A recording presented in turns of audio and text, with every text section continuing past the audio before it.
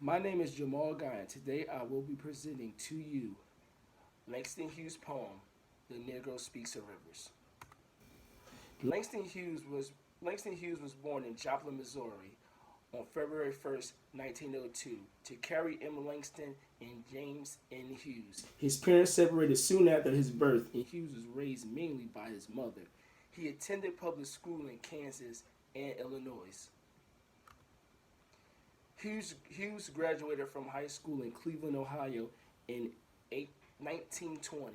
Hughes was introduced to the work of poet Carl Sandburg. Carl Sandburg was born 1878 and died 1967. He was another poet from the Midwest. Also, at this time, Hughes himself began writing poetry and developing his own unique style.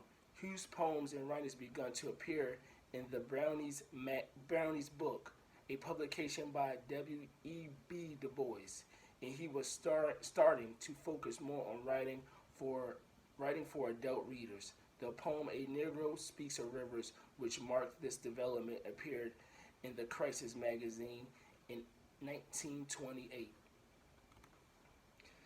Langston Hughes mentions four rivers in The Negro Speaks of Rivers: the Euphrates, the Congo, the Nile, and the Mississippi. His purpose was to show the movement of the Negro from past to present, which helped establish civilizations to the prominent Mississippi, where slaves were traded throughout America. Also, Langston Hughes refers here to the moment at which a 19-year-old Abe Lincoln, referring to Abraham Lincoln, witnessed slavery and the slave trade for the first time.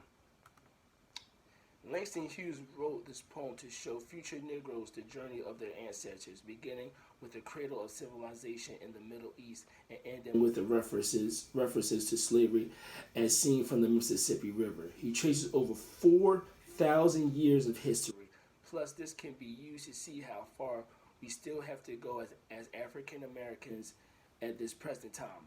Langston Hughes' poem, The Negro Speaks of Rivers, was one of caution, wisdom, and divine foresight. The theme of this poem is personification. He is using non-human objects to show the personal nature of this country, which is the enslavement of Negroes, the enslavement of Negroes in America, as well as the process that got us to this point. Now I will be reciting Langston Hughes' poem, "The Negro Speaks of Rivers." I've known rivers ancient as the world and old than the flow of blood in the human veins. My soul has grown deep like the rivers. I bathed in the Euphrates when dawn was young. I built my hut near the Congo and it luled me to sleep.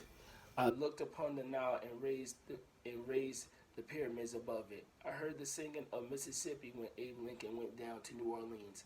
I have seen its muddy bosom turn all golden in the sunset. I've known rivers, ancient dusty rivers. My soul has grown deep like the rivers.